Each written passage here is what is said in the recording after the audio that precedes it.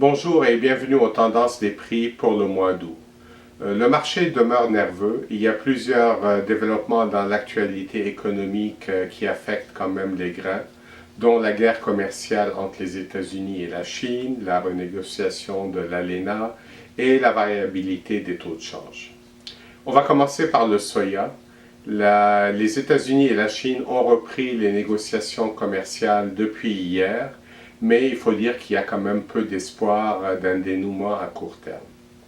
Sinogrin, le triturateur gouvernemental en Chine, a déchargé plusieurs navires de soya américains qui attendaient depuis plusieurs semaines, ce qui est une bonne nouvelle, mais il faut quand même souligner qu'il n'y a pas eu de nouvelles ventes à date.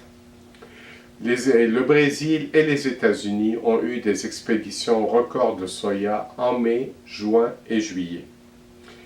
L'USDA a haussé le rendement du soya américain pour le porter à 51,6 boisseaux de l'acre, d'où une production record de soya cette année de 4,59 milliards de boisseaux, ce qui fait que les stocks augmentent en 2019 pour atteindre 785 millions de boisseaux contre 430 millions de boisseaux en 2018.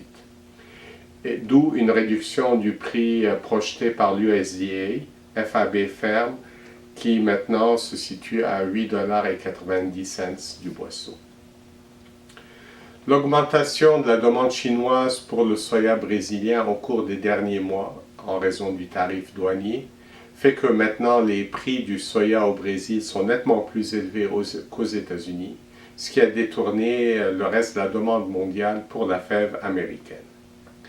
Les marges de profit des triturateurs sont à des niveaux très élevés, voire records, ce qui fait qu'il y a eu une nouvelle hausse de la trituration aux États-Unis dans l'offre et la demande mensuelle, aussi bien pour 2017-2018 que 2018-2019.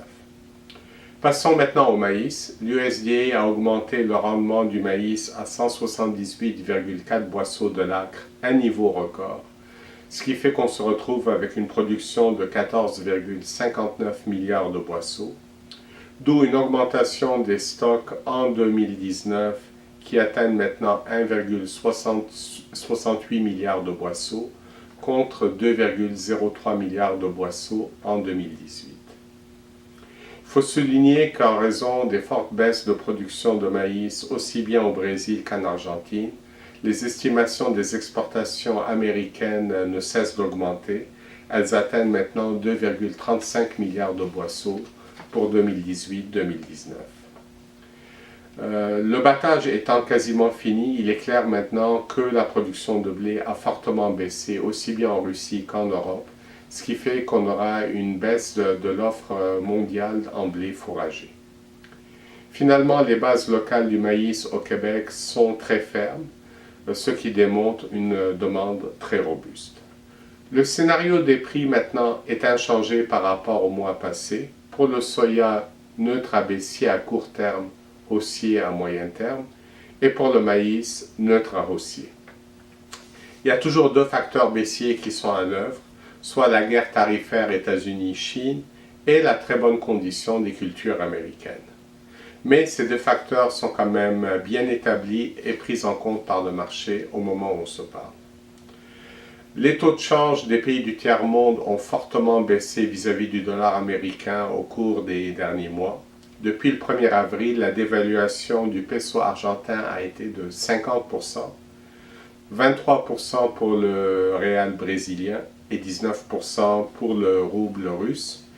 Cela aura quand même un impact majeur, quoique encore mal identifié, sur la compétitivité relative des différents grains dans le marché mondial.